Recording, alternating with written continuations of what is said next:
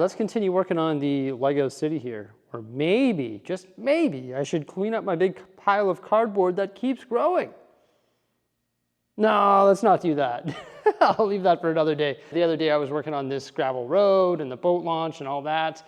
And I think I want to continue working on this gravel road just because this doesn't look very good right here. So I've got to go over that train track, come this way here, hopefully connect it to this skeleton gravel road and feed that way. I just think I need to frame this soon-to-be train yard and just gain vehicle access to this area of the countryside. I don't think the elevation is going to start here because this is going to be a train yard. In fact, I think the elevation is going to start right where this is. That just makes sense. It's going to like come this way and sort of border this gravel road. And then the creek will be running through there as well. So I think that'll be pretty cool because you have like the hill that goes up and the creek running beside it and the gravel road beside that. I just think that makes sense. I don't think it makes sense to start the elevation over here where we have a train yard because we don't know how big this is going to become. I don't know if this train shed is going to go there. I've got the Bricklink Designer Program train engine shed upstairs too, so I've got to build that, put that in here. And I think I should leave this entire area for the development of the train yard. The plates I'm going to start with are the ones with the train tracks. So we've got our ballast line there. This one actually has a gradual incline as it goes from the city height up to the ballast line height. And then you can see I've got a bunch of reddish brown plate there. That's all the existing gravel road from the campground. And what I'm doing is recreating this gravel road, and I'm doing it differently. I'm laying a foundation using 1x2 plates and also 2x2 plates. And I'm almost like mills plating this gravel road, but I'm only doing it one plate up off the ground. Where typically you would use bricks, I am replacing it with plate, and that puts that gravel road one plate lower than your standard mills plate once you put the topper on it. I just think that gives the gravel road a little bit of depth, and I really like the outcome of it. So I've got to tear apart the green mills work that I put beside the train track. Originally I didn't know that there was going to be a gravel road going beside the train track, but it is what it is. It didn't take long to build that, and it looked good for the time that it was like that. So yeah, I've got to rip apart the green plate work there to replace it with a gravel road. And what I'm doing is actually staggering the gravel road a little bit. So you'll see that it goes like whatever it is, 12 studs, and then it moves the stud to the left, and then it moves the stud to the right, and you can see the underlaying plate does that as well. So I'm just staggering it just so this gravel road in the end isn't like perfectly straight, and it sort of has a curve to it. And the end result of the gravel road will definitely look a lot better shaped than it currently does, just because once I put the wedge plates on there, it really does a great job of making it look interesting rather than just a rectangle or a square. But yeah, I gotta go through and do every single one of these plates. There are a lot of them. I'm moving pretty fast right now, but believe me, this takes a little bit of time. And unfortunately for me, I am running low on the reddish brown plate. The one that I just finished building there was a little bit different because it actually was a T intersection, and then after that it is more straights. But there you go, just like that, I've pretty much finished all of the ones along the train track there, and it's time to place them in the city. I always like to do this stuff in small sections and then place it in the city just to make sure that I got my alignment right and everything makes sense based on, you know, what I'm trying to do with the gravel road and the creek and all that. It's just all part of the process. In fact, I think placing it is probably the funnest part of the process. Just a quick reminder that the gravel road and surrounding areas are not finished yet. There's going to be a lot of vegetation that's going to be added in the surrounding area. And also the gravel roads will eventually be transformed into something like this with the use of all the 1x1 tiles, studs, some 2x2 circular plates, and also the wedge plates along the edge of the road just to give it an interesting shape. So yeah, eventually I'll go through and I'll be able to add all these details. Just want to make sure that the position of everything is finalized before I do that, because this takes a lot of time and I would hate to have to redo it more than I already have to do it. So I scoured through my parts and I was trying to think of what kind of bridge I was going to build. I couldn't really find any adequate slopes or anything. So I was like, okay, well maybe in the future I can order some of these 1x2 modified rounded plates and I can build like a little arch bridge that goes over the creek. So I whipped together what I could with the dark tan elements there. I'm not sure if it's going to remain dark tan, but that's what I have most of. So maybe that little bridge will become light gray or dark gray or stone or whatever it may be. And maybe it'll be built different altogether. But for now, that's what I did. And once I got that plate taken care of, it was time to move on to the next one, which was actually the continuation of that T intersection that we built in the last section of time lapse there. So it's going straight on a 32 by 32, building this exact same way, just making sure that I mill splayed it on the left and right hand side of the road, and making sure that I don't make this like a straight line. So I'm just making it go to the left or right by one stud every so often, just to make sure it looks pretty cool in the end. The 48 by 48 plates, I'm going to fully mill splate those as well. Could change in the future. I'm not sure what's going to go on either side of the road. Maybe some structures, maybe some elevation, maybe some water, definitely vegetation. I'm not really too sure, but I feel like it's a pretty safe bet that it's probably going to remain green. So I just decide to mill split it, because I think that's going to make that area look a lot better if this gravel road is actually plated on either side rather than being light bluish gray. Yeah, I think that makes sense. But yeah, just repeat that process and the gravel road's coming together. Vehicles will be able to go over this bridge, vehicles or just people walking, whatever it may be, anyone in the countryside will be able to go over that bridge so they can go over the creek. And that creek will also pass underneath the train track there. Now you'll see some exposed brick there. That's because I made a mistake. I actually have to just change this up a bit. I don't want that road on the other side of the bridge to be right up against the edge of the base plate. So I'm going to move it over 3 or 4 studs just so it matches up with this one here. And that's not going to be hard to do. So I'll make sure that I do that before continuing with anything else. And I also want to start working on this creek. So this creek is going to flow underneath this train track and underneath that bridge, and then I think it's going to meander this way and then connect to the creek in front of the airstrip there. So I think I can start developing these plates right here. This is actually 4 48 by 48 plates, so it's the same size as the plate that accommodates the Snow White and the Seven Dwarfs house and also the pond there.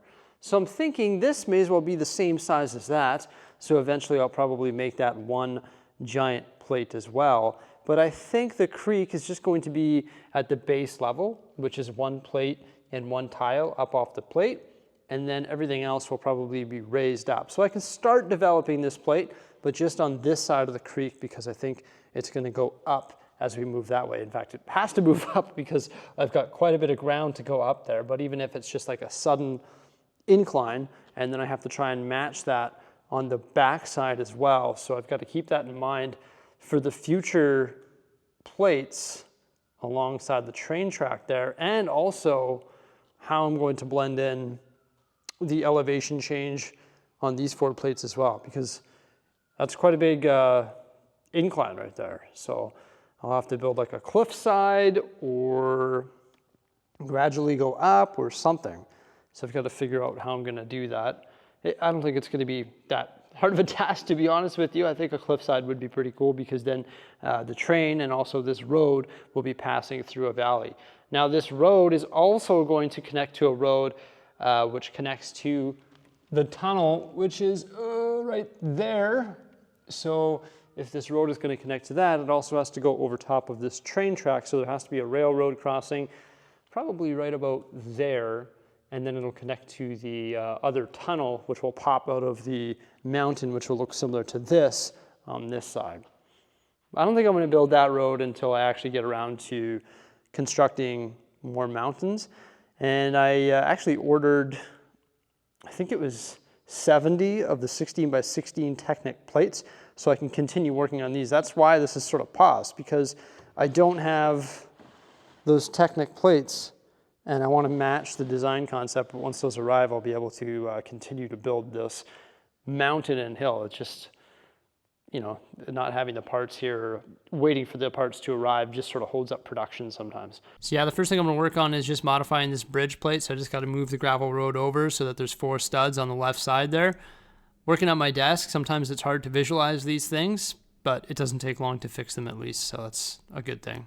I'm really excited about this plate. I think the bridge and the train track going over top of the water is going to be pretty neat. After that, just got to build a standard 32 by 32 green mills plate. Nothing too crazy there. I'm sure you've all seen that quite a few times. Just the green plate and the underlying brick. And now the fun part, the creek. So I've got this creek that's going to be spanning on these two 48 by 48 plates. Going to do my base layer of black plate.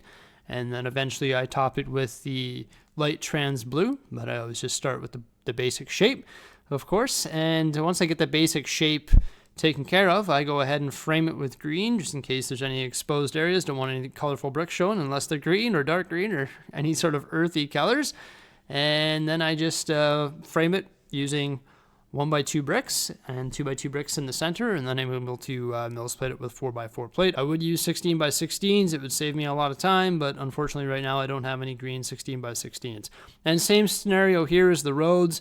This could change in the future. I'm not sure what's going to go on the side of the creek, but green is definitely the safest color. There might be some elevation change, but for now we may as well fill this in with green just because it's going to present a lot better. It makes me feel more accomplished and happier with the day's work, right? So now there's just these plates in front of the airstrip. I'm unfortunately out of that reddish brown plate, but that doesn't mean that I can't frame the gravel road. I know it's 12 studs wide, so why not take some green bricks, put them 12 studs apart, and then give it a nice green edge because it's on the edge of the table, and then lay out all the mills plate brickwork, and then actually case this whole gravel road off. Like, why not prepare for the future? Eventually I'm going to get more reddish brown plate. I want this gravel road to go in front of the airstrip here, and I may as well like mills plate this area as best I can right now with the parts that I have, and then when the reddish brown plate arrives, I can go ahead and insert the gravel road. Yeah, I think that was definitely a good call. Makes it a little easier to visualize this area, and also makes it a little easier on the eyes. And why not do the exact same thing right over here? So just going to make this corner by the creek, just make that look a little bit better with all of the green plate and the border for the road. Just imagine the roads there. I know it sort of bothers me that I don't have these parts, but that's all just part of building a massive Lego city. All right, I also want to extract this 8 studs house. It's built into the hill, which was really cool, but it's no longer going to work there because I need to rebuild that hill. So I extract that, I actually rebuild it off camera, and I modify the plate as well. Because I extracted that 8 studs house, I was able to free up some reddish brown plate as well from the driveway. So I decided to finish that off right there. Whoa, it's not finished. It's not finished. Remember, none of this is finished yet, but that does look pretty good, and I will have to dress up that train track as well, and then potentially add the railroad crossing as well. So now the gravel road flows along here beside the train track. There's the T intersection, or you can go straight. Eventually we'll go over that bridge there. That bridge will be a different color and look a lot better than it currently does, believe me. And once again, I will be adding details to this water as well. So eventually this water will look like the other water, just like this here, where you have some detail on the creek bed. You've got the 1x1 studs, the bamboo, different vegetation, the slopes, also some wedge plates to give it some nice shape. Eventually I would like to order like hundreds upon hundreds of wedge plates so that I could give that nice wedge plate look along the entire creek. Wedge plates being like the stuff that you see on the edge of the runway here.